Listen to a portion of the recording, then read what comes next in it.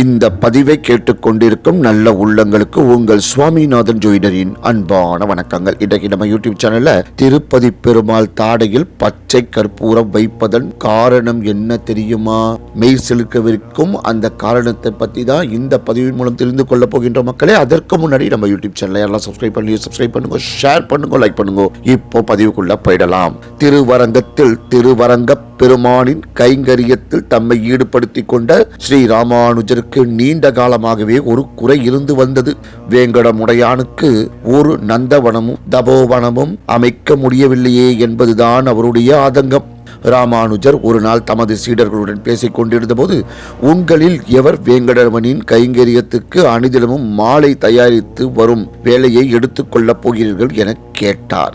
எவரும் வாய் திறக்கவில்லை. குருவின் மனக்குறையை போக்குபவர் உங்களில் எவரும் இல்லையா என்ற மறுபடியும் ஆச்சரியத்துடன் பார்த்தார்.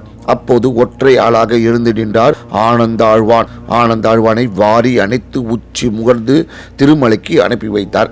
7 மலை ஆண்டவனுக்கு திருமாலை சேவை செய்யும் பேரு தனக்கு கிடைத்த மகிழ்ச்சியோடு தனது மனைவியுடன் அவரும் திருமலைக்கு வந்து சேர்ந்தார். முன்னதாகவே அங்கே வந்து சேர்ந்திருந்த ராமானுஜரின் தாய் மாமனான திருமலை நம்பி அவரை இன்முகத்துடன் வரவேற்று உபசரித்தார். ஆனந்தாழ்வா, உனக்கு குடிசை போட்டு தருகிறேன், மேலும் நந்தவனம் அமைக்கவும் ஏற்பாடு செய்கிறேன்.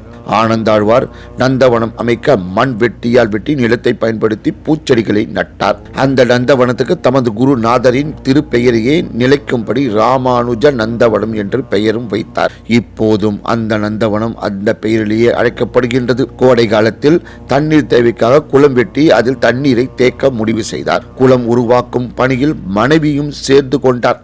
மண்ணை ஒரு புறம் இருந்து மறுபக்கம் கொண்டு சென்று மனைவி கொட்டிவிட்டு வந்தார்.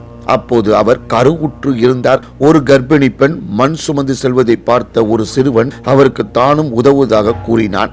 தனக்கு கூலி எதுவும் வேண்டாம் என்று சிறுவன் கூறியும் ஆனந்தாழ்வான் மறுத்துவிட்டார். பெருமாளின் கைங்கரியத்தில் நானும் தன் மனைவியும் மட்டுமே ஈடுபட வேண்டும் என்று நினைத்தார். அதனாலேயே அந்த சிறுவனை தன் திருப்பணியில் சேர்த்து கொள்ளவில்லை. அவர் போக சொன்ன சிறுவன் போகாமல் அந்த பக்கத்தில் கூடையுடன் நின்றிருந்தான். தாயே, நான் மண் சுமந்தால்தானே அவர் கோபப்படுவார். அவருக்கு தெரியாமல் உங்களுக்கு உதவுகிறேன். இந்த வளைவுக்கு இந்த பக்கம் நான் சுமக்கிறேன், அந்த பக்கம் நீங்கள் சுமந்து வாருங்கள் என்றான் சிறுவன். சிறுவனின் மொழியை கேட்ட பிறகு அவளால் மறுக்க இயலவில்லை. சரி தம்பி என்று கூறி கூடையை மாற்றி கொடுத்தாள். சற்று நேரம் இப்படியே வேலை நடந்தது. திடீரென்று ஆனந்தாழ்வாருக்கு சந்தேகம் தோன்றியது. மண்ணை கொட்டிவிட்டு சீக்கிரமாக வந்து விடுகிறாயே என்று மனைவியை கேட்க, சீக்கிரமாகவே சென்று போட்டு விடுகிறேன், சிரமம் இல்லை என்று பதில் சொல்லி சமாளித்தாள். சிறிது நேரம் சென்றதும் ஆனந்தாழ்வான் கரையை பார்த்தான். சிறுவன் கர்ம சிரமத்தையாக மண்ணை கொண்டு போய் கொட்டி கொண்டிருந்தான். இதனால் கோபம் தலைக்கேற கடப்பாறையால் சிறுவனின் கீழ் தாடையில் அடித்தார். சிறுவனின் தாடையில் இருந்து ரத்தம் கொட்டியது. அந்த சிறுவன் ஓடி போய்விட்டான். மறுநாள் காலை திருமலை பெருமாளுக்கு அர்ச்சனைகள் செய்ய வந்த அர்ச்சகர்கள் கதவை திறந்ததும் அலறினர். பெருமானின் தாடையில் இருந்து ரத்தம் வழிந்து கொண்டிருந்தது. அர்ச்சகரே, பயப்பட வேண்டாம், ஆனந்தாழ்வாரை அழைத்து வாருங்கள் என ஒரு அசரீரி கேட்டது. உடனே அவரை அழைத்து வந்தனர். பெருமாளின் தாடையில் ரத்தம் வடிந்ததை ஆனந்தாழ்வான் கண்டார். ஆனால் அவருக்கு மட்டும்தான் மண் சுமந்த கோலத்தை காண்பித்தார் பெருமாள். சுவாமி, என்னை மன்னித்து விடுங்கள், சிறுவனாக வந்தது தாங்கள் தான் என்று தெரியாது சுவாமி, என்னை மன்னித்தருள்க என்று விழுந்து வணங்கினார் ஆனந்தாழ்வான். ஆனந்தாழ்வா, நீ மலர் மாலை நேர்த்தியாக தொடுத்து அணிவிப்பதில் எனக்கு மகிழ்ச்சி. ஆனால் கர்ப்பிணியாக உன் மனைவி மண் சுமப்பதை என்னால் பொறுத்து கொள்ள முடியவில்லை.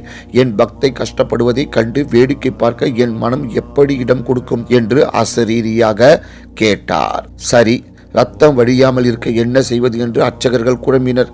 சுவாமியின் தாடையில் பச்சை கற்பூரத்தை வைத்து அழுத்துங்கள், ரத்தம் வழிவது நின்றுவிடும் என்றார். அர்ச்சகர்களும் மூலவரின் கீழ்த்தாடையில் பச்சை கற்பூரத்தை வைக்க ரத்தம் வழிந்தது நின்று போனது. இதை நினைவுபடுத்தும் விதமாகவே திருப்பதி பெருமாளின் தாடையில் பச்சை கற்பூரம் வைக்கும் நிகழ்ச்சி இன்று அளவு தொடர்கிறது. திருப்பதி திருமலை வாசனை தரிசிக்க செல்லும் போது பிரதான வாசலின் வலப்புறத்தில் இந்த கடபாரை தொங்குவதை பார்க்கலாம். இதுவரை பார்க்காதவர்கள் இனிமேல் செல்லும் போது கடப்பாறையை அவசியம் பாருங்கள் என்று கூறி இந்த சிறப்பான ஆன்மீக பதிவை நிறைவு செய்கிறேன். நன்றி, வணக்கம், வாழ்க வளமுடன்.